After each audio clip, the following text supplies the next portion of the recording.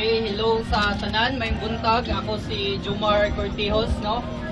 Isip ko sa presidente sa Paigama P International Fraternity and Sorority Butuan Council.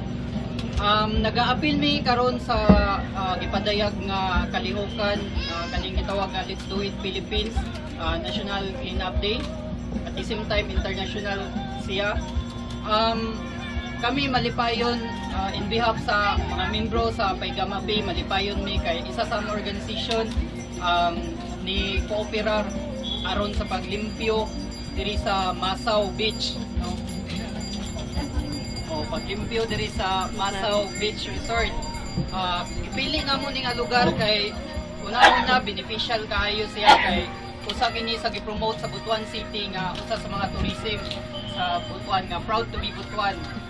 So giawhag na ko ang tanan katawhan nga makadungog or maabot ani nga video na kamo giawhag sa Let's Do It Philippines ug kauban ang AFS na kooperar pud mo sa kaning kalihukan kay beneficial kay ni siya, makatabang ta sa atong environment at the same time makaedukar ta sa atong isip katao. So kana siya, daghan kayong salamat sa AFS sa Let's Do It Philippines ug daghan kayong salamat sa akong mga brad ug sis nga naa karon diri. Yay!